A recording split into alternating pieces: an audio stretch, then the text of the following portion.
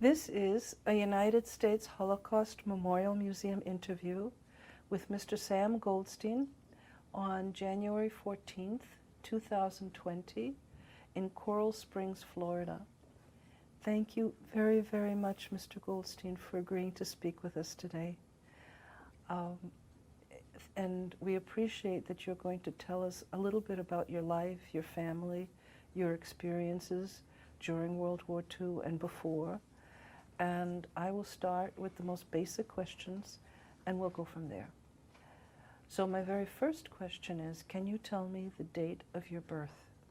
January 15th, 1920. So 100 years old. Tomorrow. Wonderful. I think, isn't it, Mazel Tov is what one says? Thank you. Thank you. And what was your name at birth? My name at birth was Solomon Tsarnovitsky. Solomon Tsarnovitsky. And where were you born? I was born in Germany, What place? a small town called Obbach, O-B-B-A-C-H. The nearest city was Schweinfurt, Schweinfurt. Schweinfurt am Main. So is that near Frankfurt?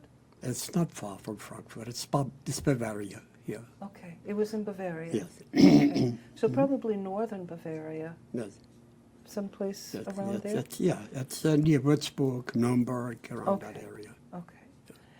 And do you have brothers and sisters, or did you have We were 9. 9 children? Total of 9 children, 6 boys and 3 girls. And where were you in the ranking? I was next to the youngest. Okay. Can you tell me the names of all your siblings? Absolutely. My oldest sister was Mary. Then came Herman. Then came Minna Minna? and Leopold, Okay. Johanna, Bernard, Henry, myself, and Joseph. And Joseph. And so when was the oldest one born, and when was the youngest? Oh, the oldest one was born, was older than, about 14 years older than I was. There were 2-year differences between all the children. Okay, so about And my 1906. youngest brother was born in 22. Okay. So we're talking from 1906 to 1922. That's approximately, that's the range of the ages 90, from all your right. births of all your Right, siblings. Right. And tell me a little bit about your parents, your mother's name and your father's. My mother's name was Regina. Okay. My daughter was named after my mother. My father's name was Simon Simon Chernovitsky. Tsarnovitsky. They were originally, before World War I, in a part of Austria that was given over to Poland after the First World War, which was Galicia. Oh, I see. So My your father was born in Oswiecim, which the Germans called Auschwitz. Oh my, oh my. But they immigrated to Germany before World War I. Okay. And when the war started, being that Austria was an ally to Germany, my father was inducted into the German army. He fought in the German army World War I. Wow. Wow. And in those years, they used gas. And he was gassed, and he was, after the war, was kind of sickly. And he died in December of 1923. I was 1 month shy of 4 years old.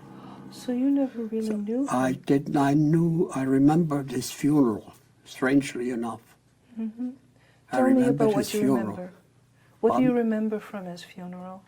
I remember that I wanted to go to the funeral, and they wouldn't let me because I was too young, number one. But I didn't realize that I was a kid. Yeah. I was very angry at the time. We had a French door, and I pushed Pounded my it? head right through the window. Really? Yeah. Through the glass? Yeah, I was that angry. But they were difficult times.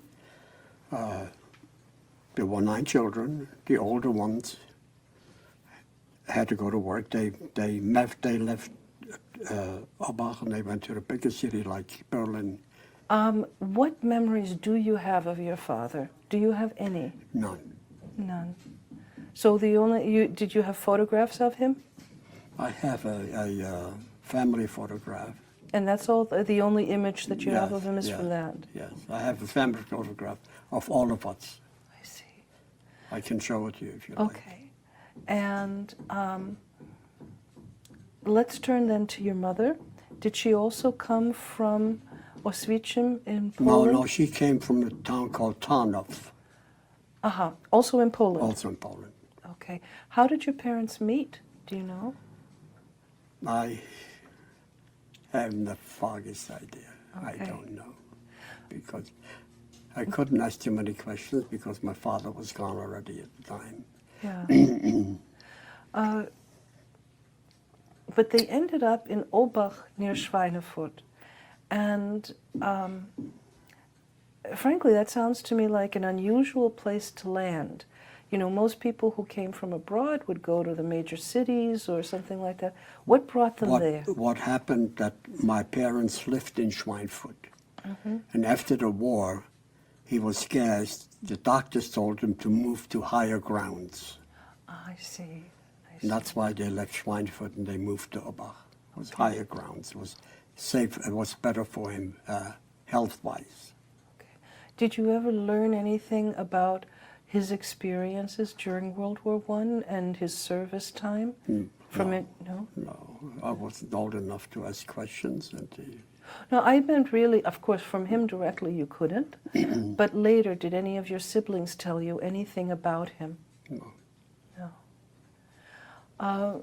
And in general, when you say life was very difficult, does that also include that people didn't talk much to each other? I mean, some families are storytellers, and some families are not. The fact is that in Obach, there were 30 Jewish families. And we were always considered Ausländers. Really? Yes, because we were not of the real German descent from years and centuries ago. So we were more like outcasts in Germany than the And that actual. would have been Jewish society. That's right, absolutely. Yeah. So did you have any family friends at all in Obach? I did have, I have lots of friends. Yeah, I went to school in Obach until the age of 14. Okay. Tell me about what was it like growing up in Obach during the Weimar years? It was wonderful. It was a wonderful life.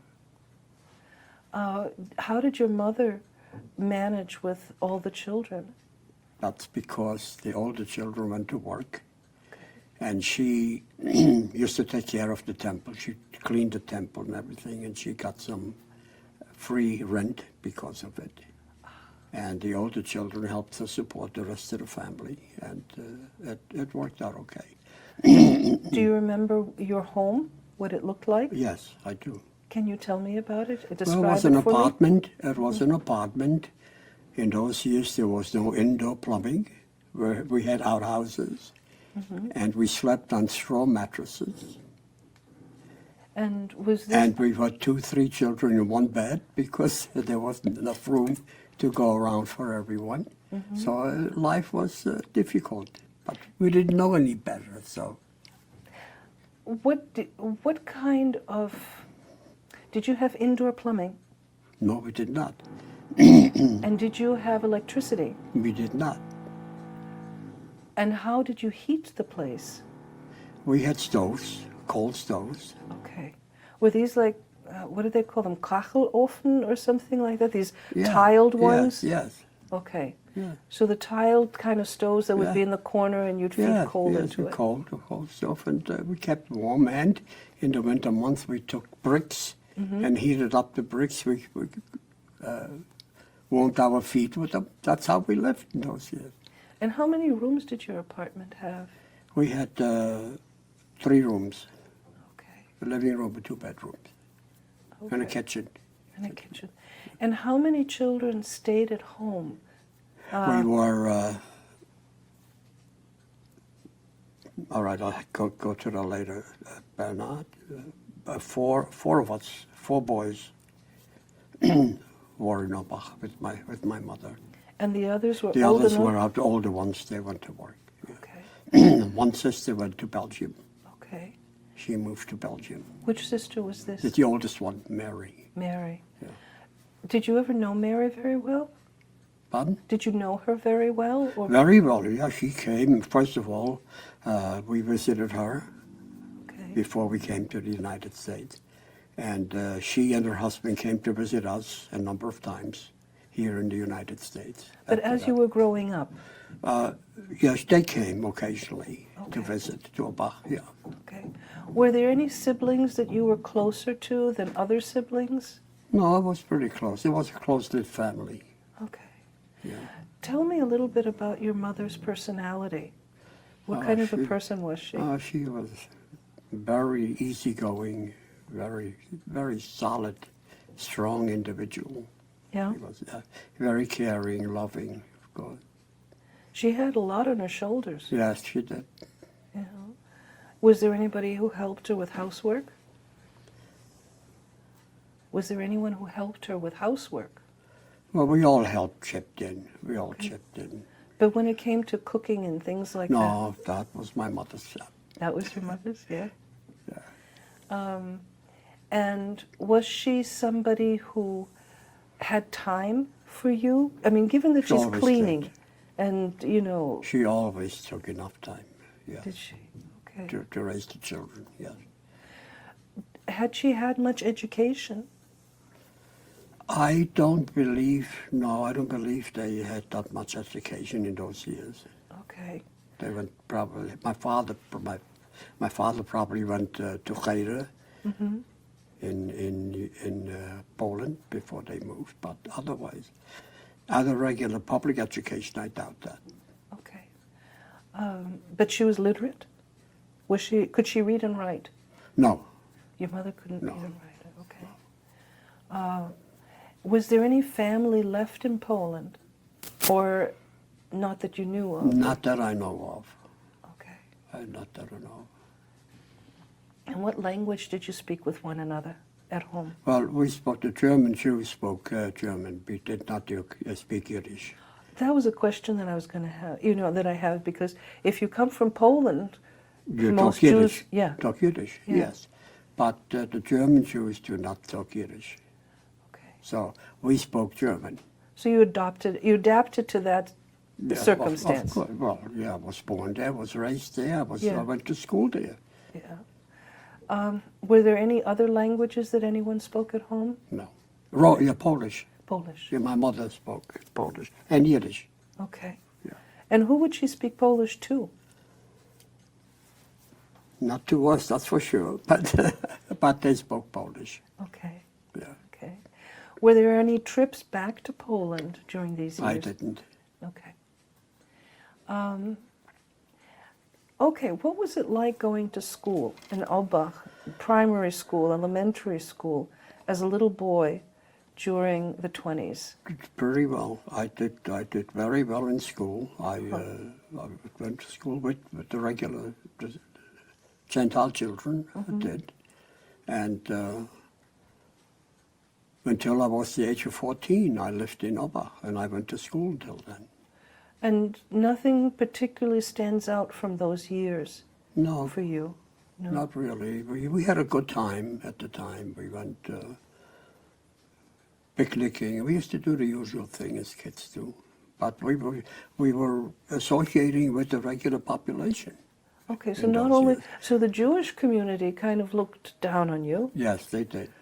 and the local Gentiles, how were they towards They you? were okay. I did very better with the Gentiles than I did with the Jewish. Things like that can happen, Yes. you know? Yeah, Did you have any close friends? I did. Do you remember their names? Oh my goodness. Not That's really. okay. That's okay. That's a long time ago. And the apartment that you lived in, describe for me the building. Was it many apartments in that building? Or? No. There was like private houses. I see. Okay, did it have a garden? No, they didn't. Where we were, there were no gardens. It was mostly a farm town. Okay. Oh, so it was agricultural in Obak. Yes, it was. Well, the population was about 750 people. Oh, that's very small. Very small. Very small.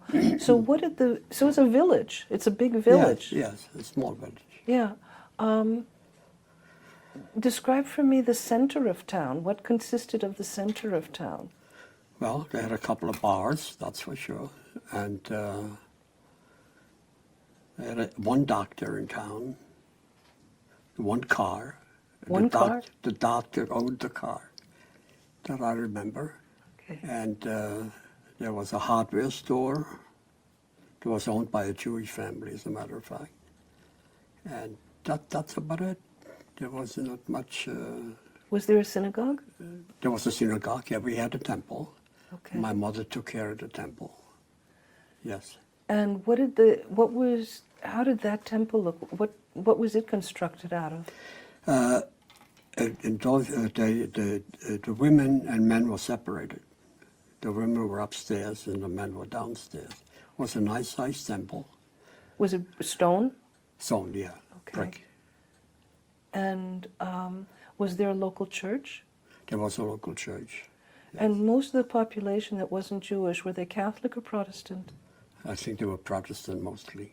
I see, okay. And aside from the temple, the church, the hardware store, the bars, was there like a grocery store or a bakery or anything like that? Yeah, there was a grocery store, yeah, and a bakery. Okay. Was there a railway station? Was there a railway station? No. So people who left Obak to travel, They had to go to the nearest town that had a railroad station, which was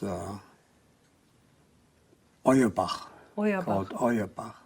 And how would they get there? Walked. You walk. Yes, you walked.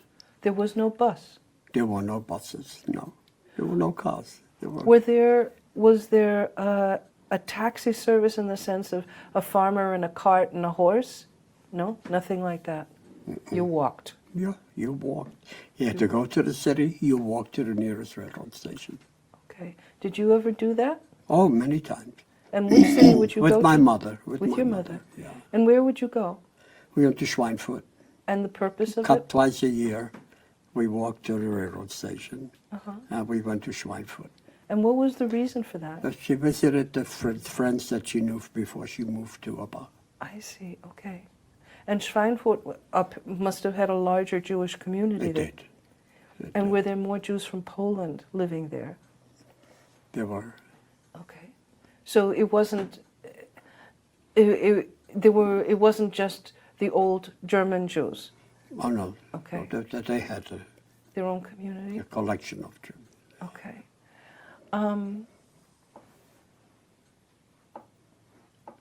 Tell me about some of the jobs, if you know of it, that your older siblings did in order to support the family. My older brother was a kosher butcher in Berlin, And what was his name again? Herman. Herman. So Herman was a kosher butcher. Yes. Okay. My oldest sister was a tailor, A a seamstress? custom tailor. A custom, okay. Custom tailor. And her name And was? her husband, Minna. Minna. And Okay. he and her husband did custom work In what in place? tailor in Berlin. In Berlin too. Yes. Okay. My other sister didn't really work, but she got married, and her husband owned a men's clothing store in Berlin. Okay. And were they all living in the same part of Berlin? Pardon? Were they all living in the same part of Berlin? No, they lived in different parts, but they lived in Berlin. Okay. And my oldest sister lived in Belgium, Okay. and she got married at a very young age, and she married very well. Marie. Mary, Mary. Mhm. yeah. And they all helped support the rest of the family. Who did she marry? Marie. Mary. Who did Mary married a gentleman who owned a lumberyard, I believe. Okay.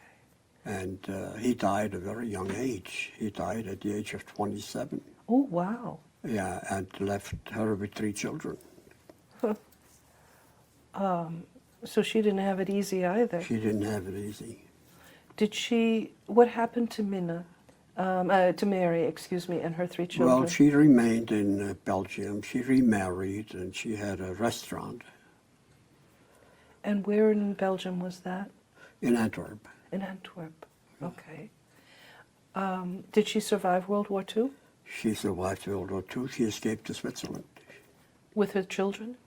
No, she left the children with her husband's sister, who immigrated to Palestine. She took the 3 children with her. So the 4 of them did survive. 4 of them survived, moved to Palestine. They got out just on time. Okay. And Minna in Berlin, what happened with her? Mena escaped to Argentina. Okay. When? What year? About what time? In 1938, Okay. I believe 36, 37, 38. And Herman, the kosher butcher, what happened? He remained, he went to Poland before the war started. And he was in Warsaw. When the war started, he was in the Warsaw ghetto. Oh my goodness. Okay. Yeah. And did he survive? No, he did not. The Warsaw, anybody in Warsaw ghetto did not survive. And your other brother, who was there? One brother, that's what I want to get to. Yeah. When I was 14, But you had, excuse me, before we go there, I'm sorry to interrupt you, but you had another brother in Berlin in addition to Herman, right? There were the 3 of them. yeah, Leo. Leo, and what was he doing again? He didn't do very much. He was one of the lazy ones in the family. The lazy ones always have a fun personality, though. Yeah, that's right. Okay. Did you ever visit them in Berlin, any of them? No. Okay. So you didn't see them in their environment where they were working and earning money and actually having their own lives? Right. Okay. Right. It was a distant type of thing. Yes. All right. So what happened to Leopold? Did he survive the war? No, he with my brother and he and 3 brothers lost their lives. My mother and 2 brothers in Auschwitz, and my older brother in the Warsaw ghetto. Okay. Yeah, their names, as a matter of fact, are in the Holocaust Museum in Washington. Their names are? Yeah. That's interesting because we have a registry of survivors, but Yad Vashem has the registry for those who didn't survive. Right. Then they're in that registry. Then they're in that registry. Yeah. Okay.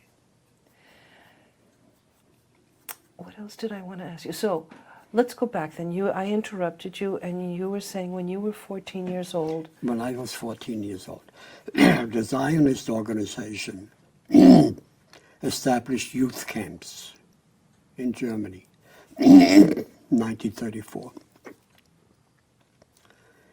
They wanted to try to save as many young Jewish lives as possible. That's pretty early on to think that there would be a threat, Yeah. in Yeah. 1934. Yeah, so my older brother Bernard, my older brother next to me Henry, and I were in a camp in Munich. Okay. They called it at the time a Hebrew name called Hachshara. Hachshara? I don't know the translation of it, but they called it Hachshara. Describe the camp for me. The camp consisted of all young boys. We were geared to go to Palestine. That was their main objective, to get everyone, as many people, to Palestine and save them from Hitler as possible. And what kind of activities? That's what they did. What the Zionist organization did. They told you what trade to learn, what Palestine needed at the time. Okay. My older brother Bernard became a farmer. Did he work on a kibbutz later? No, not in Germany. In Munich, no. He worked on a farm. Okay. My other brother and I were told to become shoemakers. That's what So- they needed. So in- tell me this, if I can understand it properly. Munich is where you have this camp, That's right? right. Is the farm within the camp, or No. Okay, so he That gets was- sent to a that's- camp, sent to a farm. That's right. Where That's he's right. learning what it That's- means to do that. That's right. Okay. And my other brother and I were told we needed to be shoemakers. That's what they needed in Palestine at the time. And so, did you get apprenticed to I local did. shoemakers? I did. But they weren't in the camp either. They were just. No, that was all outside.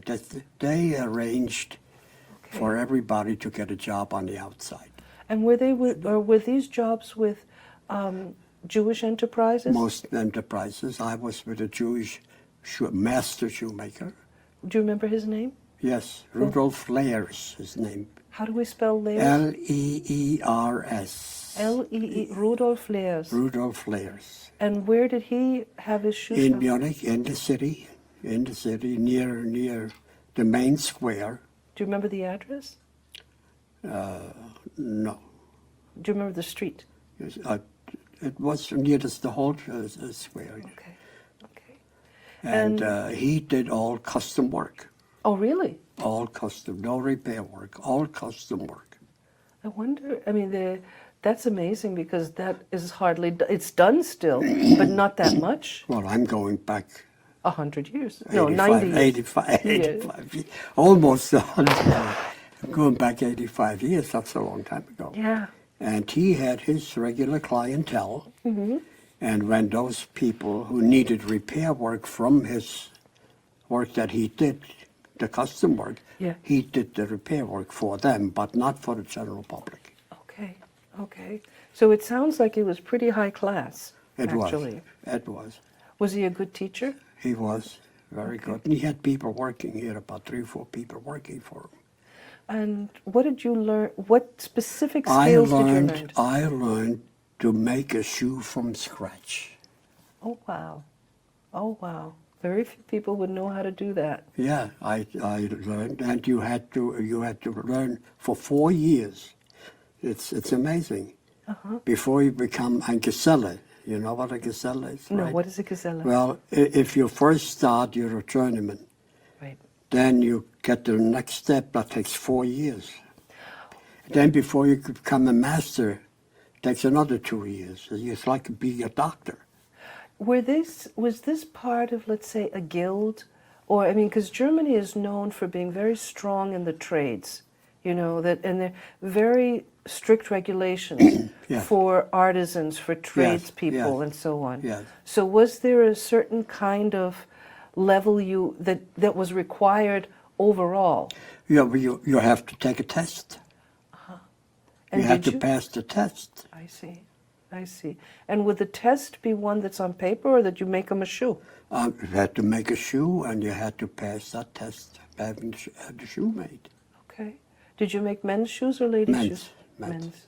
Did he make ladies' shoes too? No, men's, Okay. only men. All right. And did you wear the shoes you made? No, I didn't. That was too expensive for me to make. Did you ever make shoes for yourself later? No, I didn't. You didn't. No, that's already a whole different story. And what happened with Mr. Leers? Do you know? Did he? I mean, he was a Jewish shoemaker. Yes, he did not survive. He did not survive. No, he did not survive. Do you know? That what- I found out. You found that out. Yes. Okay. And do you know what happened to him? He lost his life in a camp. I don't know which one, but that I know because I tried to get a pension from the German government, and they denied me because I was not that gainfully employed. I was An apprentice. an apprentice. That's it. Okay. Okay. And it was through that process that you found out that he did not survive. Right. How long were you with him? 4 years. That's a long time. Yeah. And between 1934 and 1938, those are very crucial years in Germany. They were. And you were living in Munich. Right.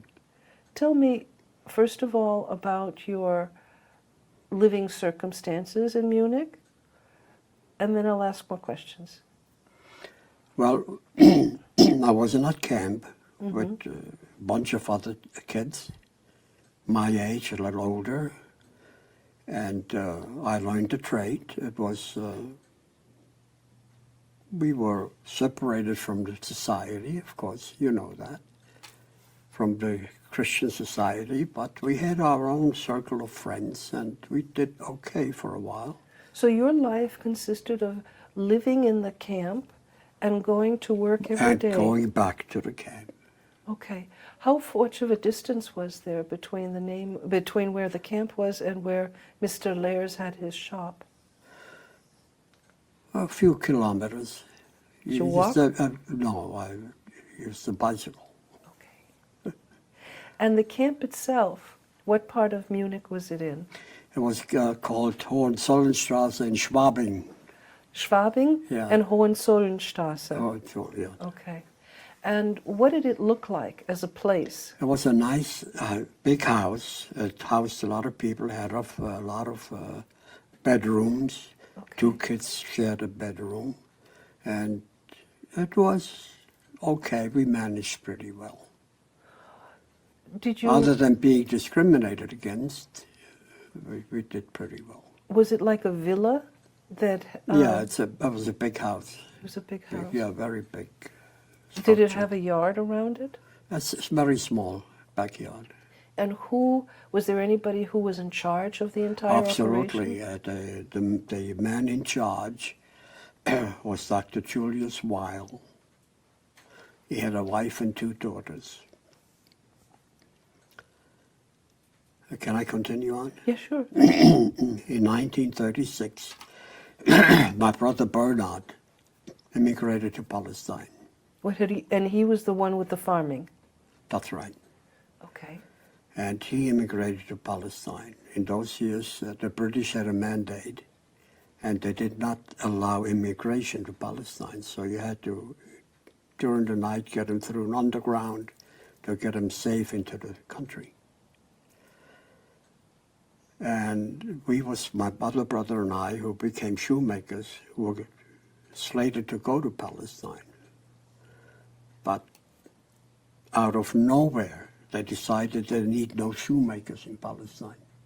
So we couldn't go to Palestine. So it was either a concentration camp or maybe be lucky some other way.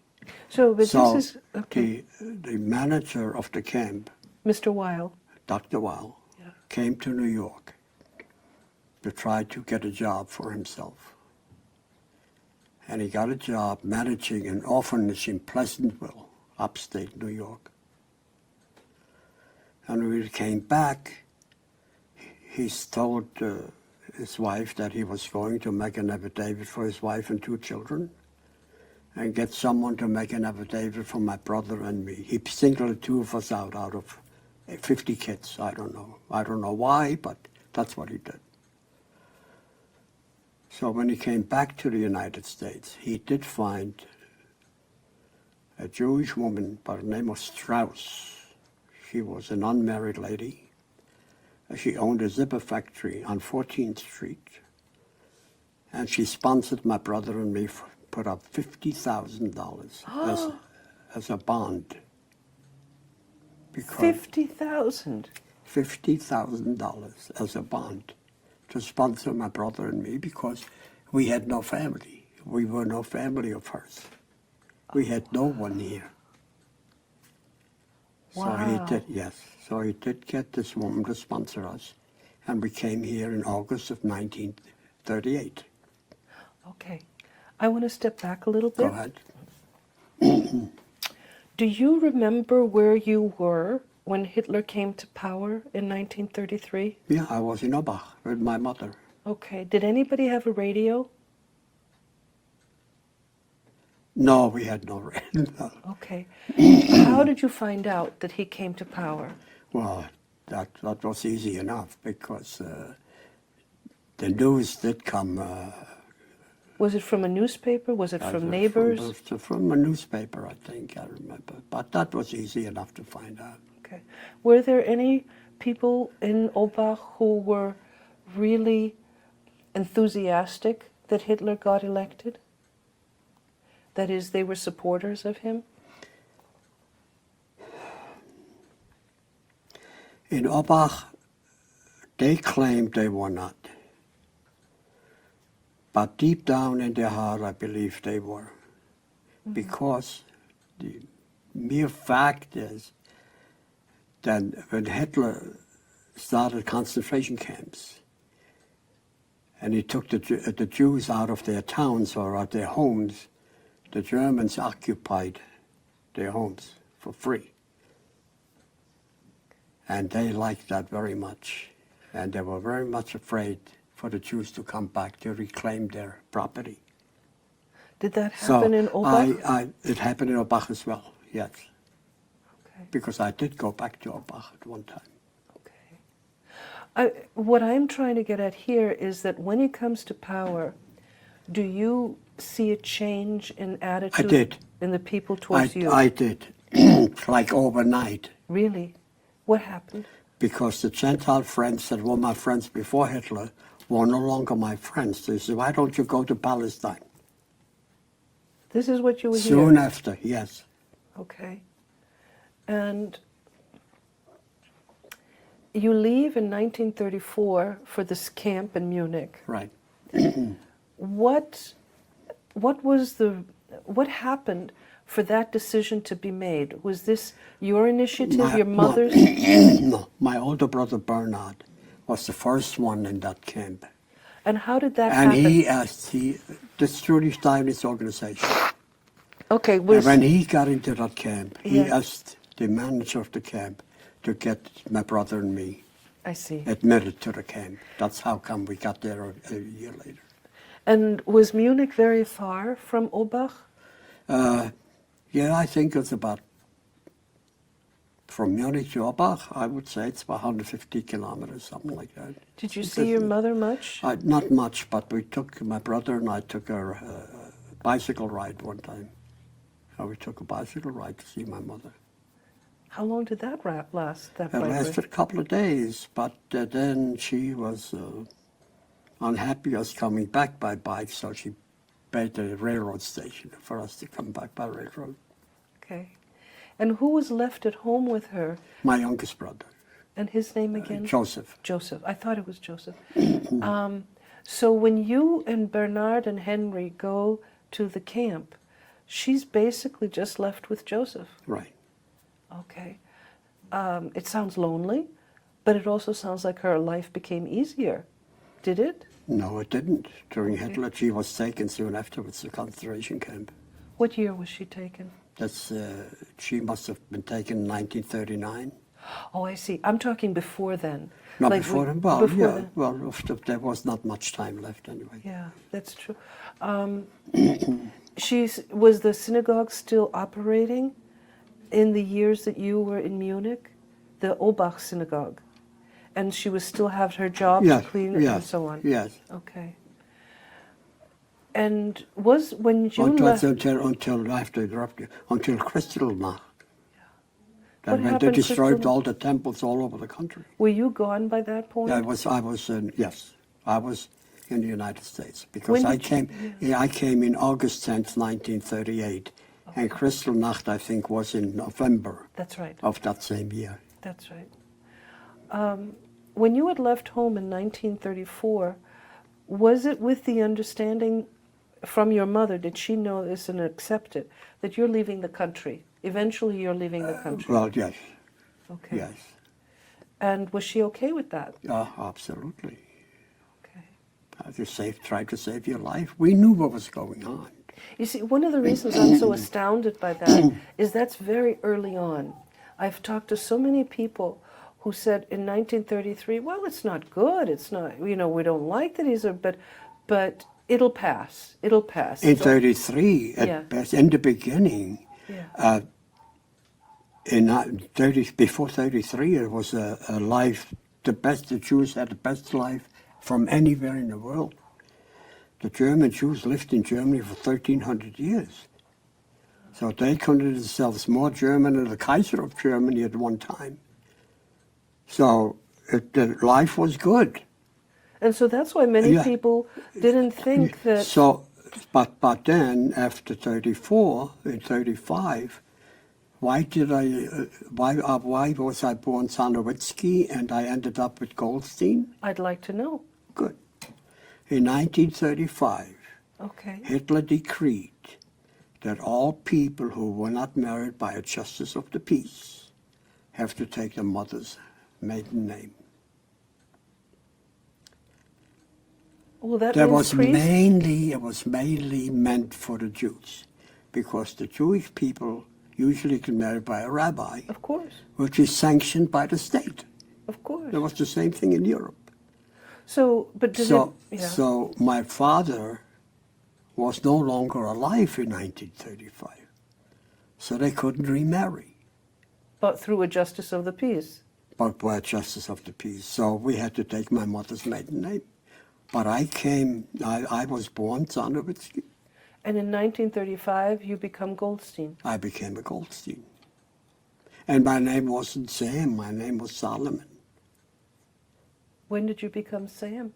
Because when I first came to this country, my first job I had, I asked the boss, "What do you call me in English?" He said, "Sam." So that stuck with me, Sam. Sam.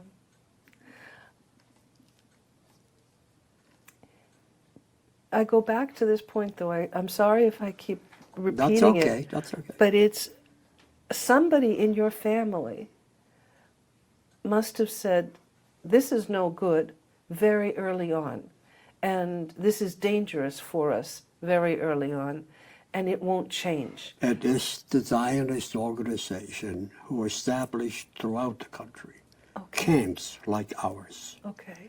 to save as many Jewish kids as possible. It was the Zionist organization that started this whole thing.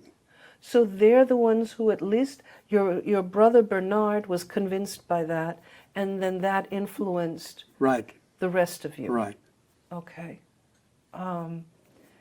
Because that is, I know of so many people who left only in 41, or 1940, who until Kristallnacht happened thought this will pass. Yeah, yeah. This will pass. The German Jews never thought that he would touch them.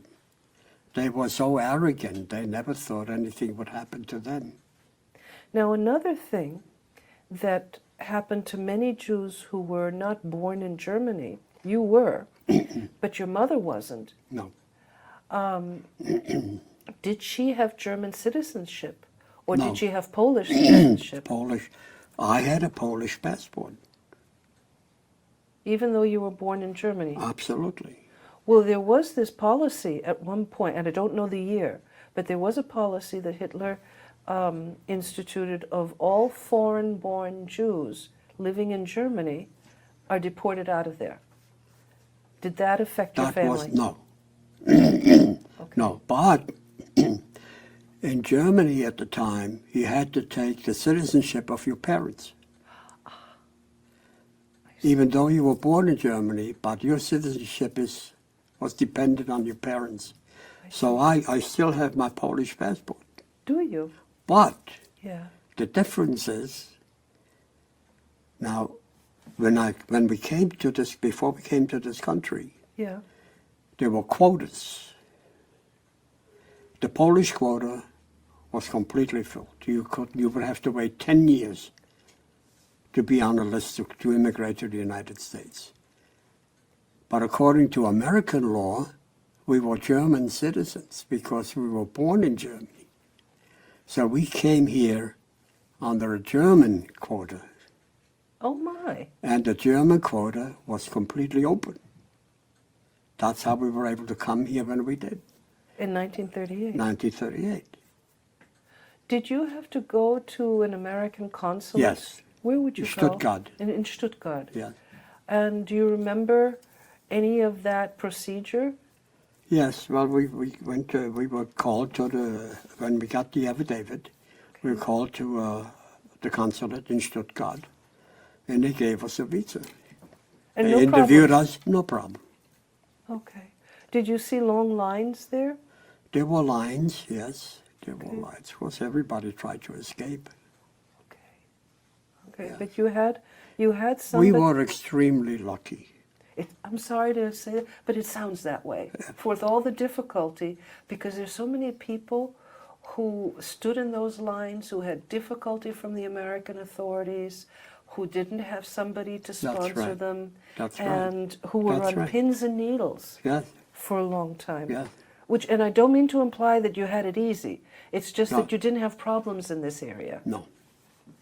We were Okay. lucky, extremely lucky. So that's due to Mr. Weil, Dr. Weil. Dr. Weil, Okay. yeah.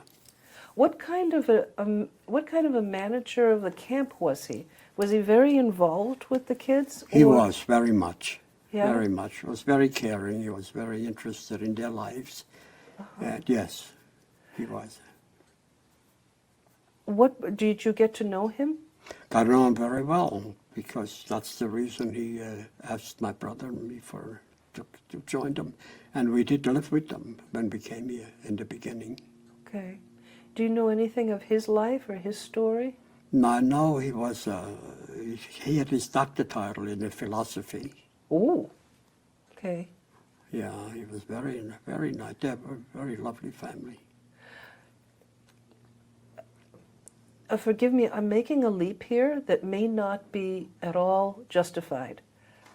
But you lost your father when you're 3 years old. Was Dr. Weil something of a father figure for you? Dr. Weil was the father to all 50 of us. 50 of us. Okay, okay. And yeah, were some of the other children? Did they have both parents? A lot of them had the parents. Yeah, there were even German kids, Jews, that come from real German stock. But yeah, So this was not just so that it was predominantly for Polish kids. no, No? for Jewish kids. Period. I know Jewish kids, Jewish kids. but from No, Poland. no. Okay, Germany as well. okay. And did you make friends in the camp? Lots of camps, lots of friends. And what was the fate of some of the rest of those kids? Well, a lot of them didn't make it. A lot of them didn't make it out. And some of them did. As a matter of fact, I met one of the kids that came from Obach. As a matter of fact, Really? who escaped it. Yeah. And the Jewish community as a whole in Obach, do you know any of the details of what happened to them? Nobody came back. Nobody came Not back, one, except this kid. except that kid that escaped. Wow. Wow. Do you know when your mother was taken? What year she was taken? My mother, strangely enough, we found out from the Red Cross that my mother was still alive the first week in May of 1945. So right as the If war's he gonna would have end. lived 2 more weeks, he would have made it. So it's within those 2 weeks? He must have been the last transport. Oh my. Oh my. I can't imagine what that was like for you. So she would have stayed in another camp until 1945 and then was sent to Auschwitz? She was in Auschwitz. She was in Auschwitz, period, and she lived. Do you know For what? how long she was in Auschwitz? Well, I think she was taken in 1941, 42, and she remained in Auschwitz, and she lived the first week of May 1945.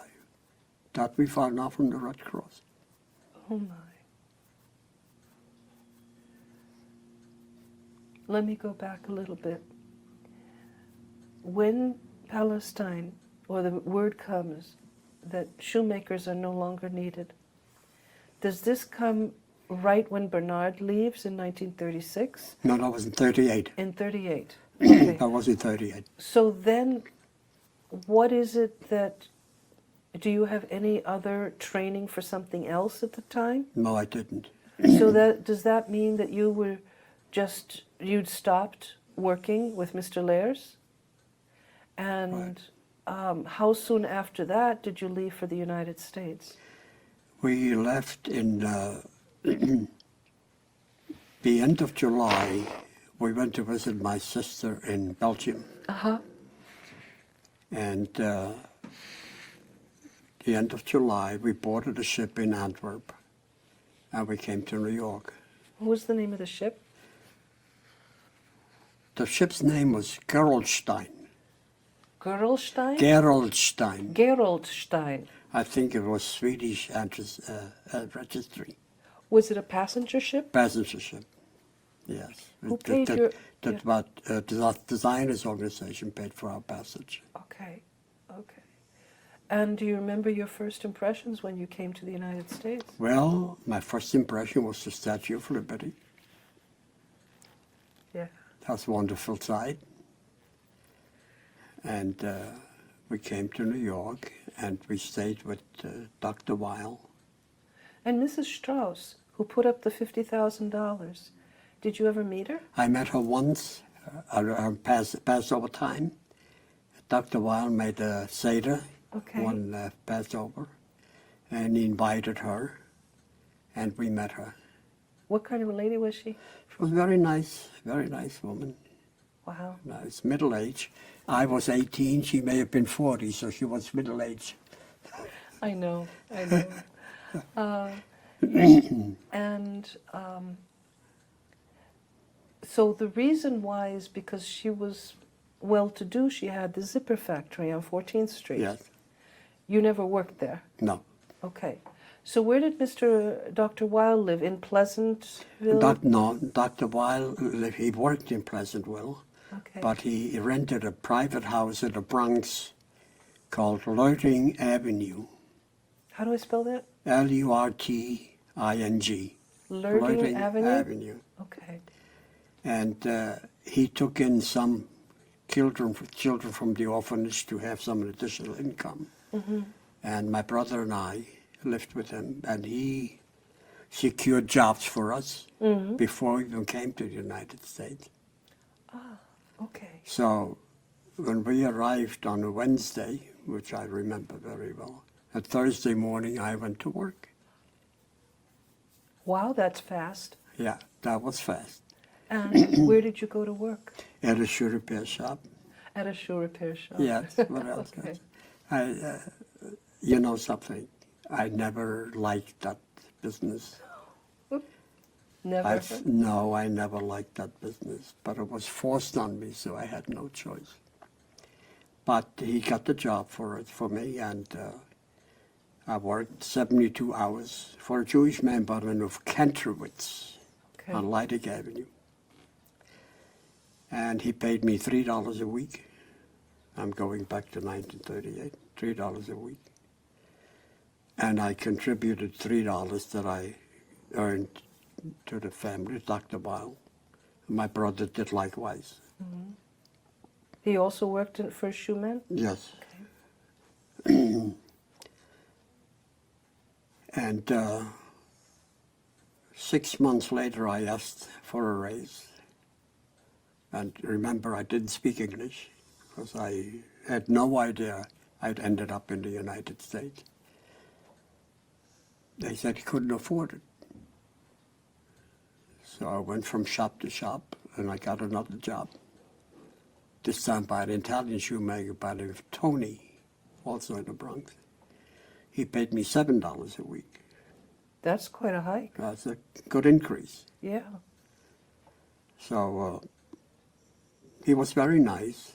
What was the first one like? Was he nice too or not? Yeah, he was nice. He was nice, but he was very tolerant because I was brand new. I didn't speak the language. He didn't know anything about American customs.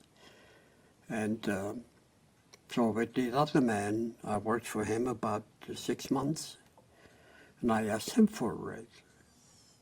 And he also told me he couldn't afford it. So I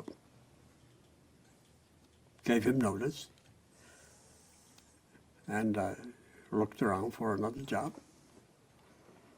And I got a job at another Jewish shoemaker by the name of Nathan Ephraim.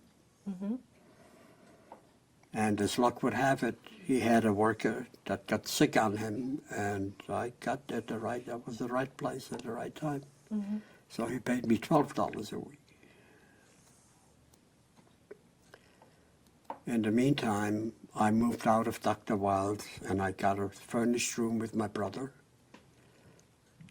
And I paid $15 a month rent In the Bronx? in the Bronx on Boynton Avenue. How do I spell that? But How do you spell the avenue? Boynton. Boynton Avenue, like Boynton Beach. Boynton Avenue in the Bronx, Okay. like Boynton Beach. And as luck would have it, he had a daughter my age. Mm-hmm. And after a while, we started keeping company. What was her name? Her name was Miriam And last name? Ephraim. Ephraim.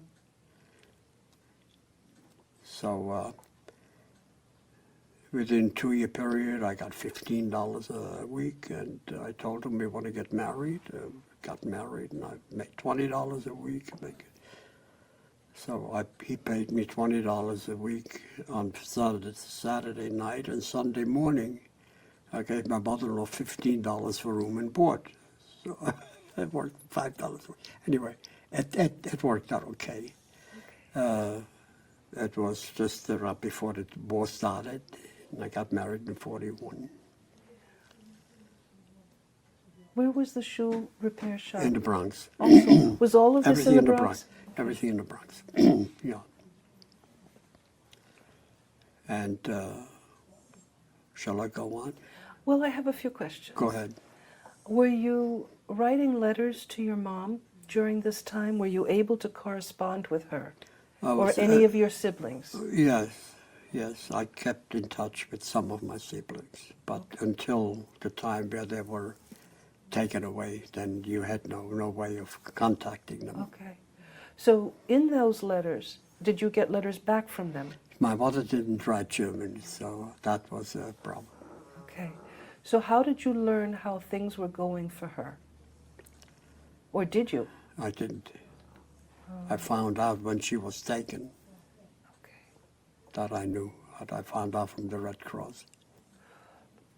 You found out from the Red Cross when she was taken? And I found out from the Red Cross when she was alive. Okay.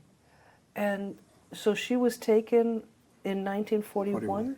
or 42? 41. 41. 41. And you found out at the time? Or did you find out I found years out later on. Later on. Yeah, I found out later on.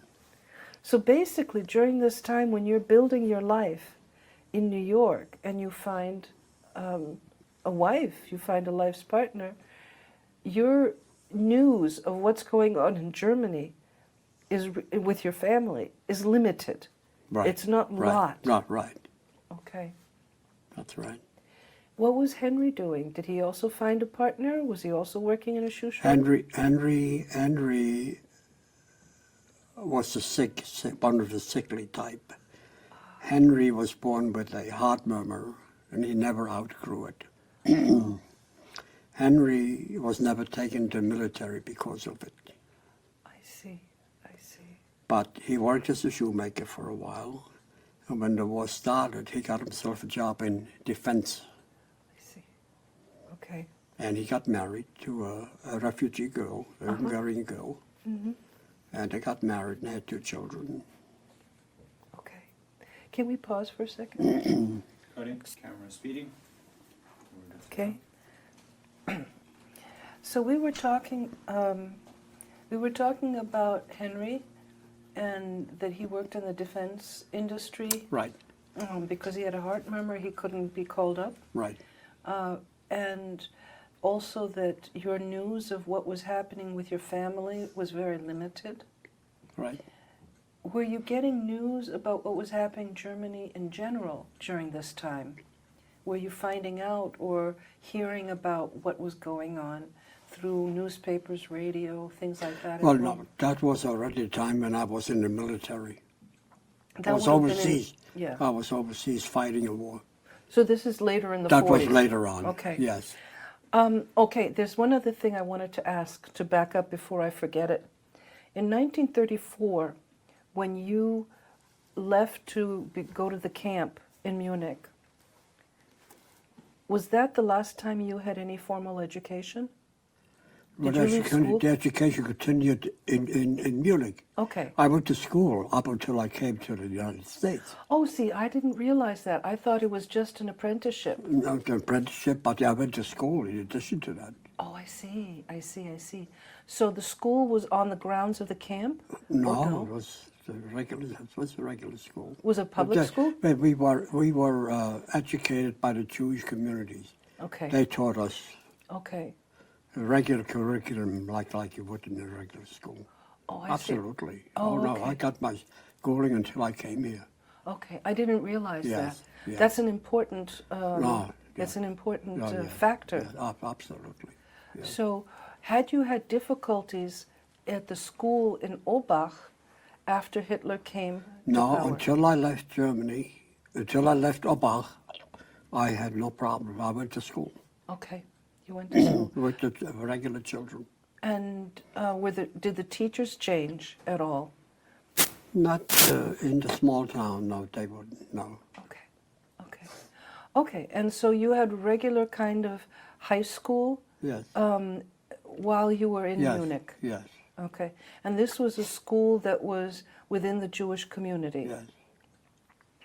But it was not within the No. building of the camp? No, no, no. No, okay. Okay.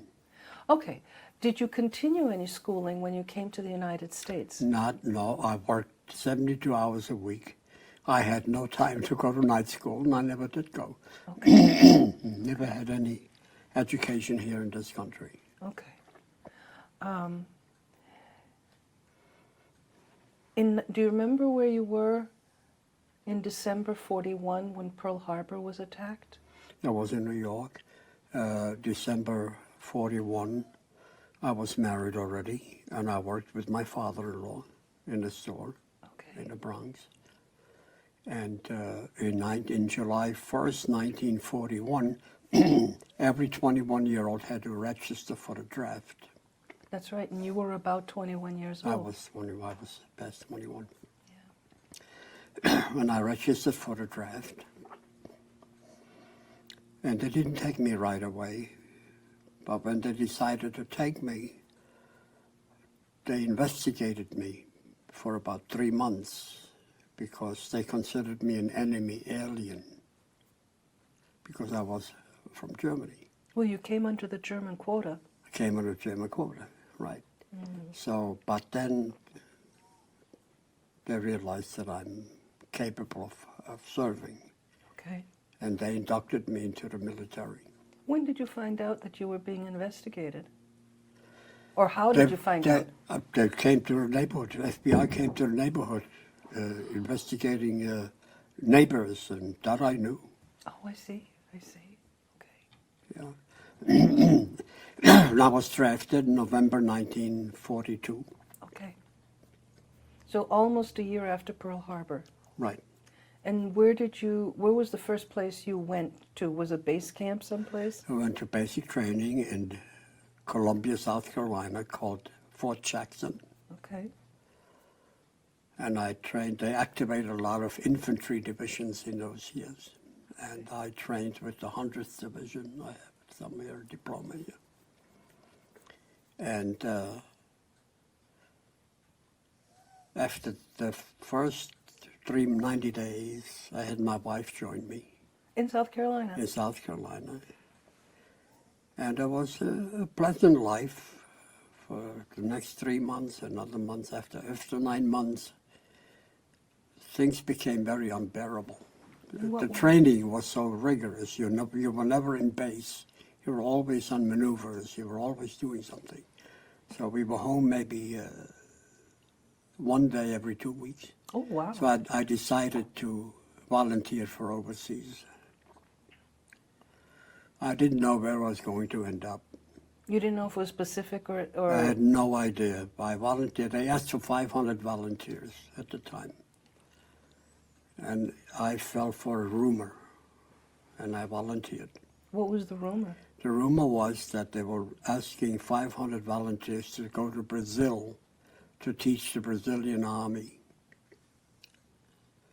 And in the army, I realized later on, everything is rumors, nothing is the truth. So always rumors.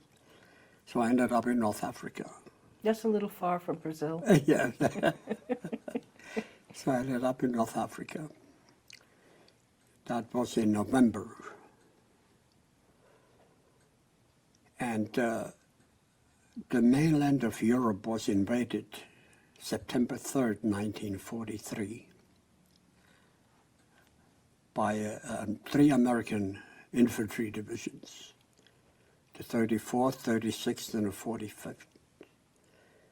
The 36th Division suffered a lot of casualties. Through where? So I was, in the meantime, I was still in North Africa. Through which country did these American divisions? At Salerno, Italy. I see. Salerno, Italy was the first mainland of Europe, other than Sicily. Sicily is not part of it. Was Salerno, Italy. Okay. So when the division was finally taken off the front lines for regrouping, we were sent from North Africa to Italy. And we were replacements. Some of us were replacements to various divisions. What were you doing in North Africa? What was We your- were training. I see. Training. It's always training. Okay. So this was not active combat of any kind? No. That North Africa was liberated at the time. Excuse me. Let's see. So I was a replacement of 36th Division. And our first combat was Casino, Monte Cassino. Monte Cassino.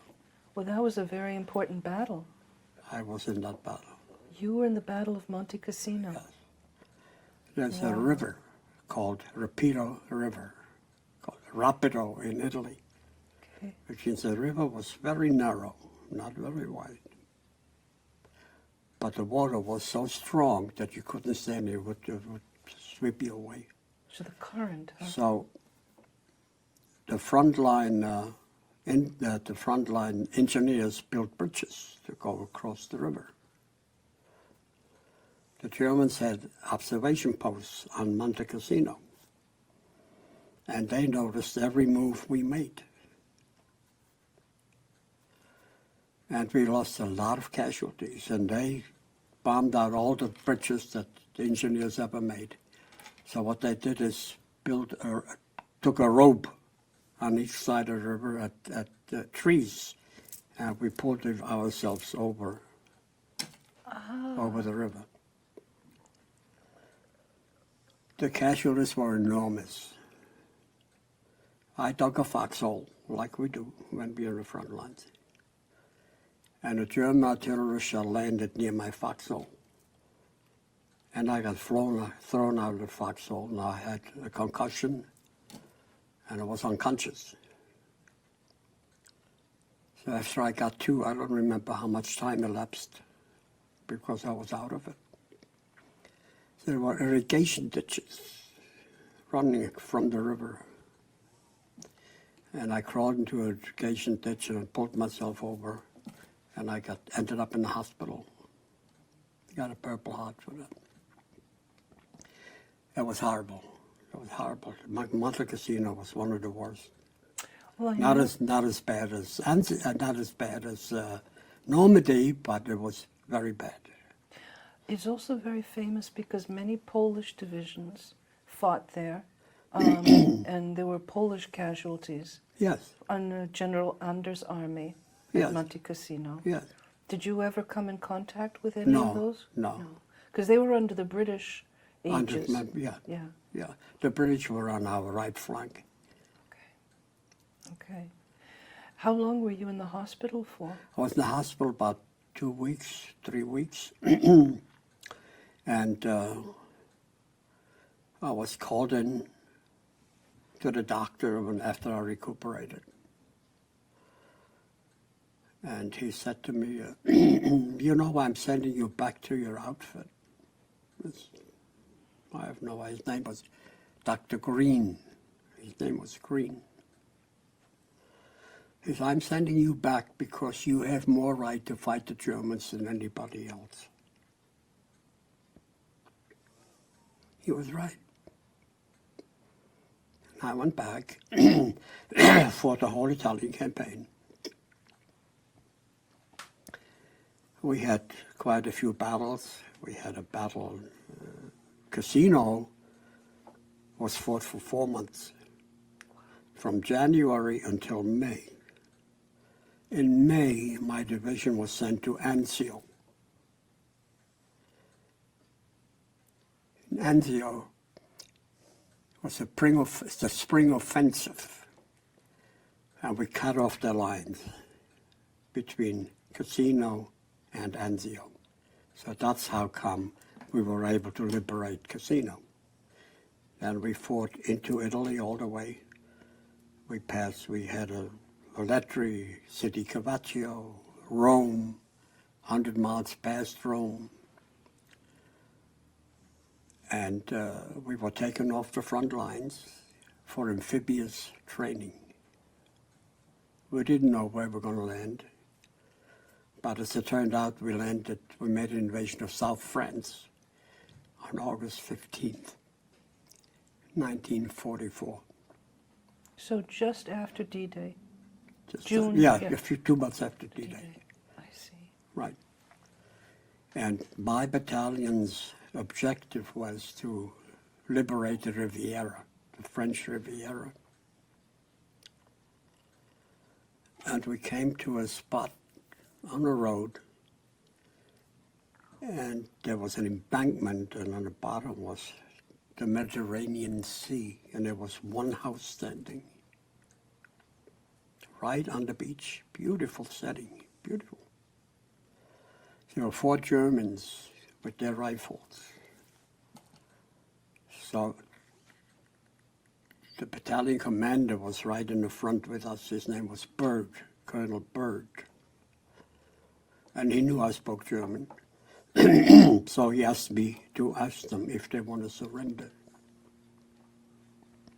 And they said they would. So I asked them to throw away their rifles, raise their arms over their heads, and come towards us.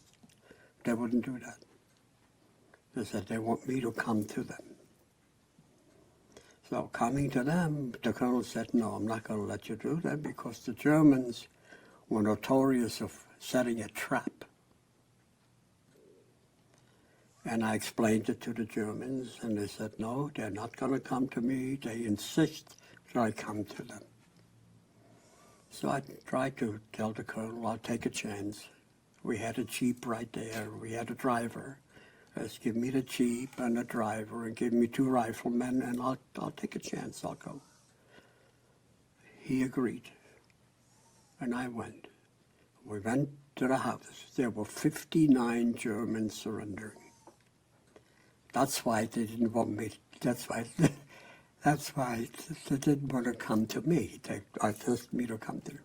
59 Germans surrendered. Why didn't, I mean, that's such a surprise. Yeah, it was a very big surprise. I got a Bronze Star for that. Wow. But what was their reasoning? Well, why wouldn't all 59 come then? It was August 1944. Okay. The Germans at that time had no desire to fight. They knew the war was lost. Okay. And they would very much like to surrender to the Americans rather than to the Russians. Of course. So that's what they did. They surrendered. And when they surrendered, and I noticed it, I asked the rest of them to come and join us. I see. And they wouldn't, the rest of the 59 wouldn't have come out of the house? No, they didn't. Only 4 of them were out. What I don't understand still, though, is what was their reasoning why all of them couldn't just come out and raise their hands? Well, I don't have the answer for that, but I know there are only four. Four, And yeah. the rest of them were in the house. Okay. But there was no blood loss there. No plus, no. Not one shot was fired. Okay. And you spoke with them in German? Yes. Okay. Was that your only encounter with enemy soldiers? No, but no, as we captured, as they, in the front lines, as they surrendered, I interrogated them. And I translated the colonel because you wanted to find out as much information as you can. What kind of information? Information where they, how many, where their company is, how many men are involved. But very few gave information because it's the Geneva law. You can't. All you have to do is tell your name, your rank, and your serial number.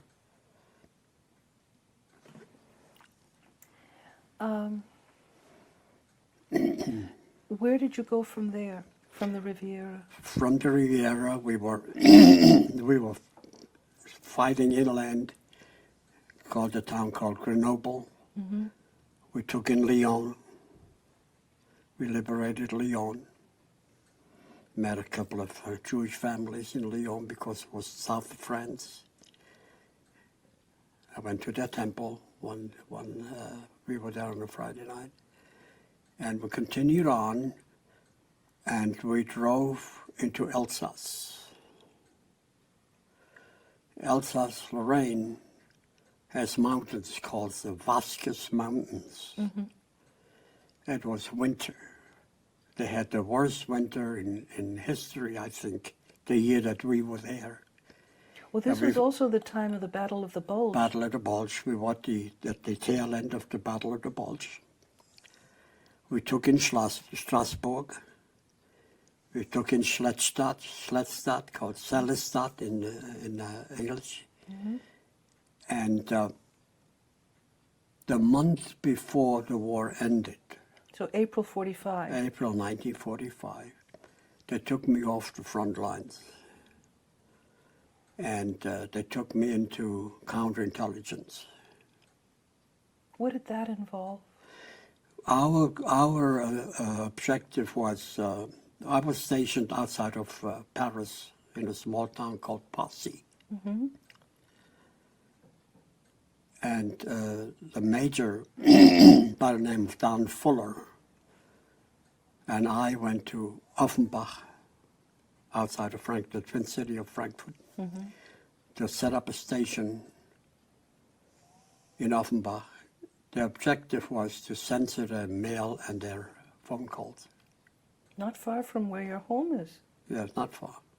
As a matter of fact, I went to my home for 3 days. Did you? I did go back to Offenbach for 3 days. What did you find when you got there? What I found was, when I talked to the townspeople who knew me pretty well yet, because I was only gone several years. 10 years. Yeah. And a lot of them knew me, and they knew my family. And when I questioned them what happened, they did tell me what happened. But the townspeople told me in German, we haben die Juden kein Haar gekrümmt. Wir haben die Juden kein Haar geküpft. Right. Means I didn't touch a hair on the head of the That's Jews. right. We didn't touch a hair on the That's head of right. the Jews. But what happened was that the SS came from the very different cities to get the people out of town because they didn't know them. They didn't know them. So they were right in that respect. But nobody came back. Not one Jewish soul came back. I did spend 3 days in the town. And did you see your old apartment where you used to live? That was gone. That apartment was destroyed, and the temple was destroyed. Was that from Kristallnacht? Yeah. Or from some other? Kristallnacht, yeah, from Kristallnacht. And that was destroyed. But the houses, the Jewish houses that were occupied by the Germans, they were not. Of course not. And you stayed there 3 days. 3 days. I stayed there 3 days.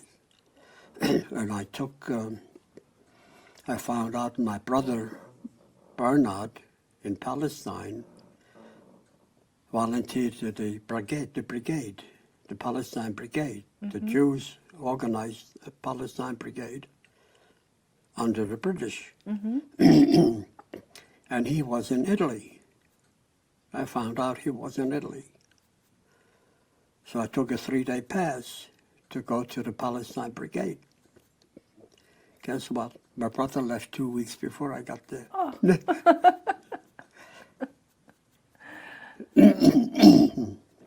When did you find out about your mom?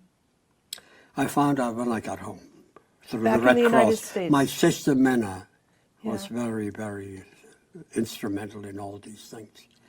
Okay, So, the one who was in Belgium and then went to No, Switzerland. the one that was in Berlin. Mary was in Belgium. Oh yeah, Mary was in Belgium. So Minna survives.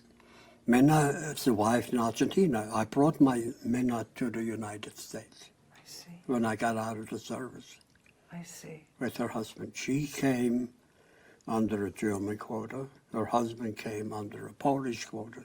So they didn't come together. Okay. She came first. She came first. Now, Yeah. your mother was in Auschwitz. Yes. Were there any other family members in Auschwitz? Yes, my other two brothers, Leopold and Josef. So your youngest brother. My youngest and my older brother, and Hermann was in the Warsaw Ghetto. Okay, so Hermann doesn't survive. No, Leopold and Joseph also no? did not survive. And your mother? My mother did not survive. Okay. She stays alive until the very end. May. Yeah. Till May the first 45. week in May of 1945. And you Six of us survived. I'm sorry, I lost my train of thought for a second. When do you find out about your mother's fate? When you come back to the United States? Yes. So while you're in counterintelligence in Germany, you don't know where she is? I did not. Okay. And what kind of work were you doing when you were there? Were you reading these letters? You No, said well, my group was a support group.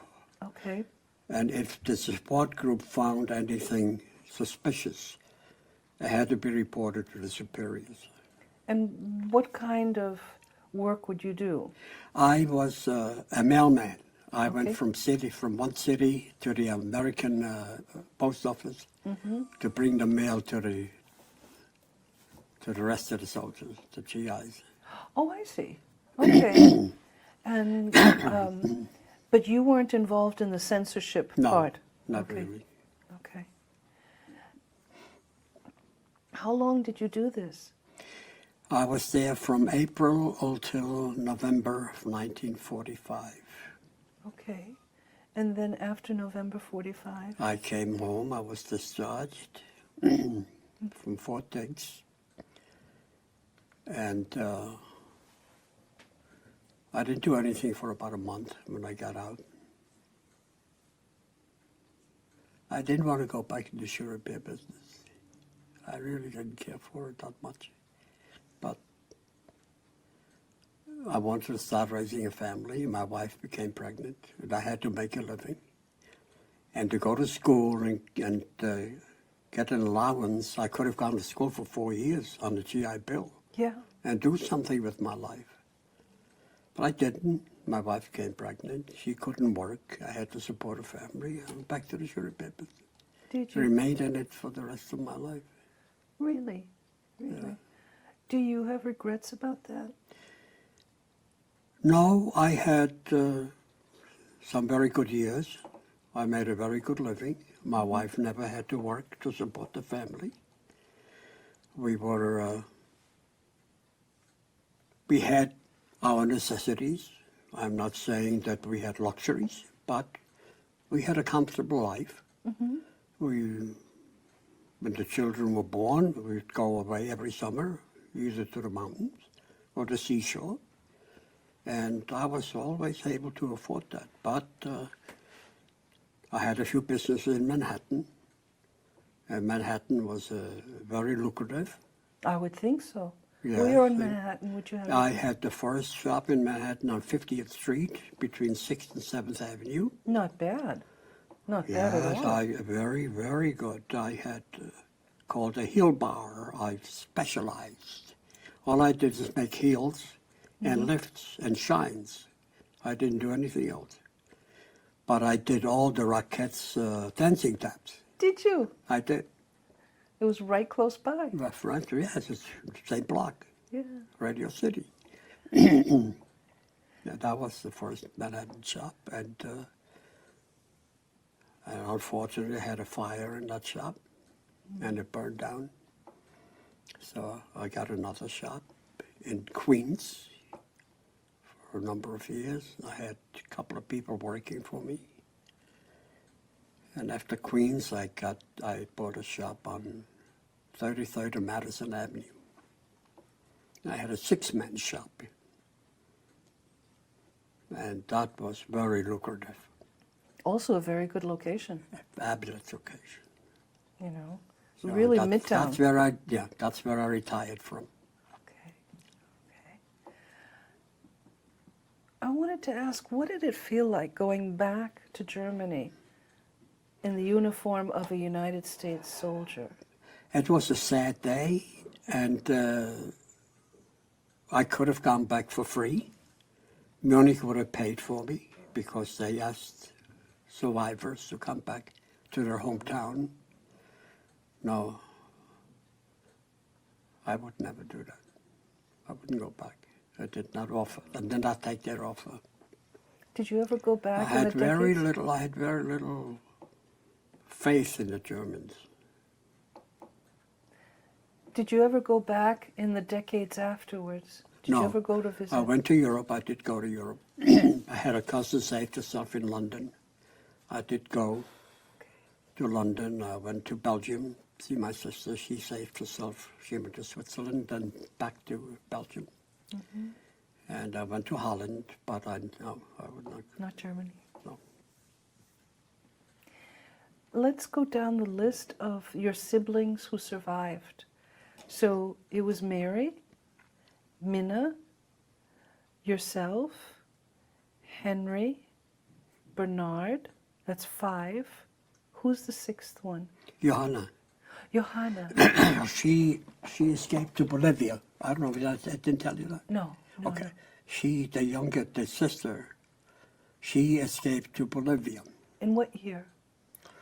Also around 39 or so. Okay. And she was married, Okay. and they lived in La Paz. And her husband had 2 men's clothing stores, because that was his line in Europe. And he was a compulsive gambler, Oh dear. and he owed a lot of money to Shylocks.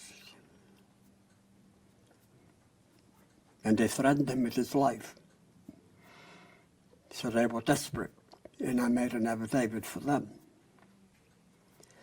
They came to the United States, New York.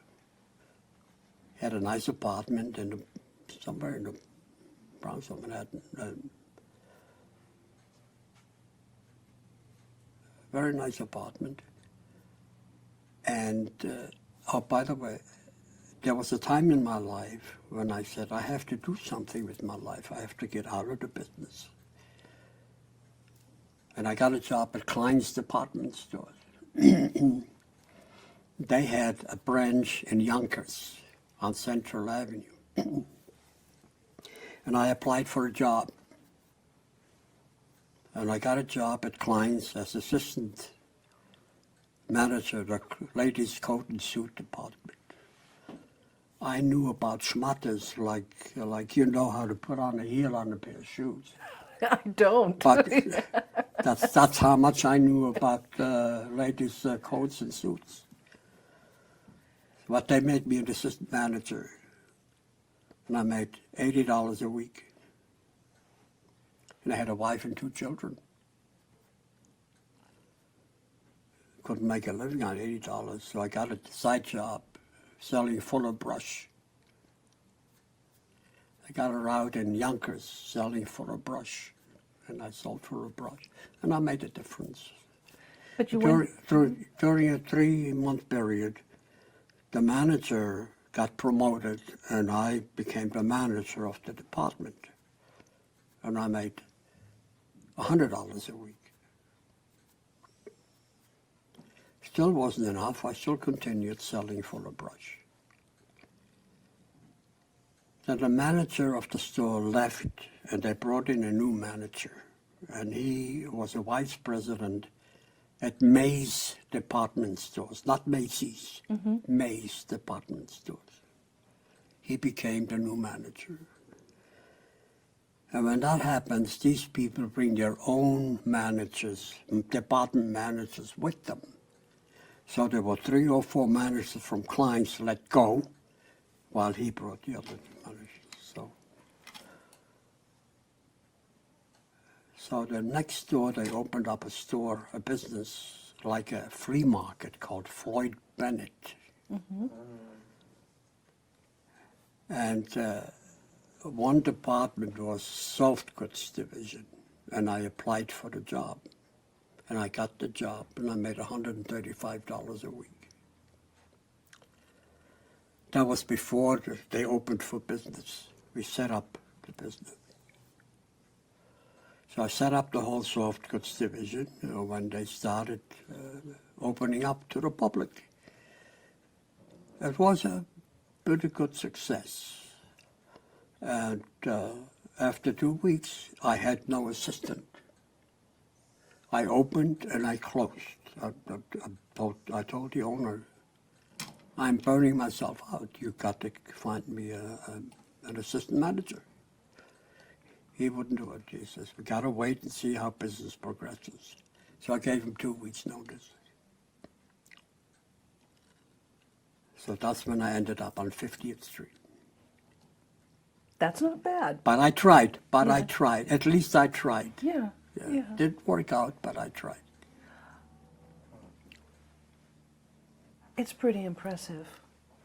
You know, it's to have all of that on your shoulders, knowing that you have to support a family, Yeah.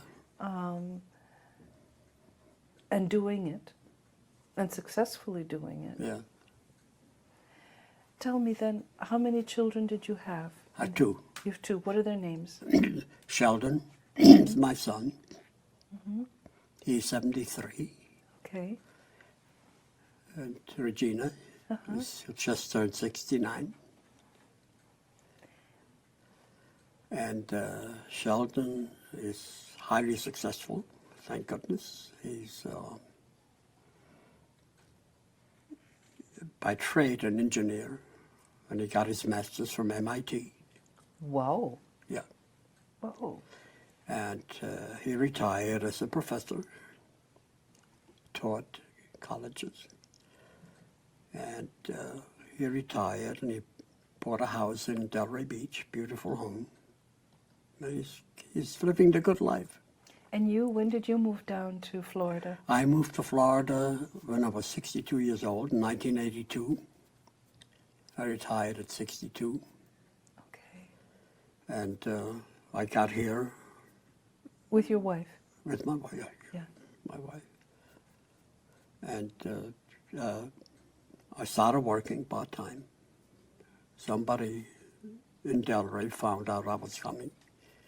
And I worked with this young man. He was 28 years old. He just started out in business. And I was with him 35 years. No, really? Yeah. Until 97? Yeah. Until 97? Yeah. I worked with him until 97. Also shoe repair business? Yes. Well, For congratulations. most of the years, he paid me. But the last 4 or 5 years that I worked with him, I worked for nothing. I just wanted to be busy. Yes, he was at my party. He was at your party? Sure. Okay. So your family now, from the 6 siblings that survived, is anyone left in South America? No? No, but the only one left. I'm the only one left. You're the only one left. Are there any children of your brothers and sisters who, and where do they live? My brother Bernard had 2 sons. I didn't see my brother until 1967. Oh my goodness, so after you missed him in From Italy. 1936 until 1967, I did not see him. We went to Israel in 1967, the first time to see him after 32 years. Oh my goodness. So after that, we became very close. That one nephew, the one that just passed away, is one of his oldest son. I see. I see. But I went to Israel several times. My nephew came here a couple of times. And my other siblings, I had my sister Mary, her son, she had 3 children, 2 girls and a boy. The son, that his aunt took them to Palestine, he came to the United States. Okay. And Johanna had children? Johanna had no children. Mina had children? Minna had no children of her own, but her husband had 1 daughter. Okay. And Henry, did he ever Henry marry? had 2 sons, Okay. and Henry passed away in 1982. Oh my, young. Yeah, I was here a month when he was, I think he was 64 years old. He was very sick. They had a aorta valve replaced when the operation was in its infancy. But he didn't die from that. He died from cancer. Does your family know your story? Does the family know of what you and your siblings experienced? Yeah. Yes, I was interviewed by the Jewish Heritage Foundation, I think I told you, in 2000. And they have a copy of it. Is there anything else you'd like to add to what we've talked about today? Yeah, I'd like to add that 13 years ago, we established a lot of friends in Delray Beach. We lived there a number of years. So one Saturday night we went out with friends to dinner. And on the way home, a car hit us and killed my wife instantly. Oh my God. 13 years ago, January 6th. And the woman next to her, the 2 men were in the front. I was driving. Yeah. So I made a left turn, I had a green light. So a young man, 21-year-old man, drove 22 miles over the speed limit. And he hit the back of my car, the back door of my car, and my wife was sitting. She got killed instantly. And a friend died 2 hours later in the hospital. Oh my goodness. I was married 65 years. I'm so sorry.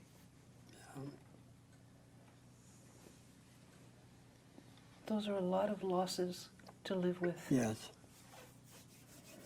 I had my ups and downs. I know that you came to our attention through your niece, Yeah, Debbie. Debbie. I adopted her, she's my granddaughter. She's your granddaughter. No, she No. isn't. I adopted her as my granddaughter. Okay. Well, she couldn't have enough good things to say Oh, about you and how you have dealt with all these blows that have come your way and what that means to her. And I want to thank you for sharing that with us. It's not always easy to talk about the difficult things and the people that you've lost, and the kind of the years that you lived through as a young person in a hostile place. yes. But you made it. made it. I don't know how. There is no answer for that. I don't know. Are you a religious person? Because to tell you the truth, when that accident happened, my friend next to me, he was sitting next to me. We walked away from that without a scratch. But the two ladies in The back? two ladies were killed. The car, there was nothing left at the back of the car. And the two of us walked away. I mean, there are times I don't believe in a God, but somebody had to look out for us. Because that close, we were that close.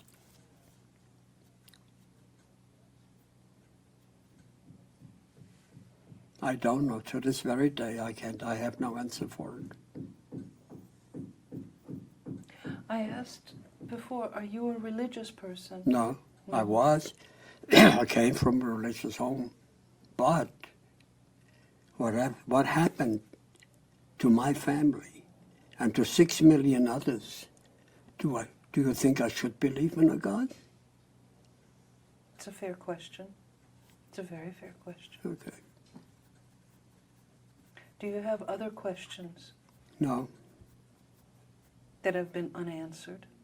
No? no. I know it happens. I know anti-Semitism exists to this very day. I do know it's our history. I do know the Spanish Inquisition in 1492. I know all that. I know all that. But this country, there were over 500,000 Jewish people serving this country in World War II. That we have to be discriminated against, it goes beyond me.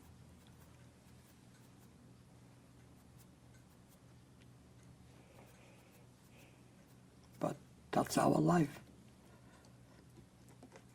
Tough. You have to live with it. Thank you. Thank you for sharing all of this. And I will say then that this concludes the United States Holocaust Memorial Museum interview with Mr. Sam Goldstein on January 14th, 2020 in Coral Springs, Florida. Thank you again. Thank you.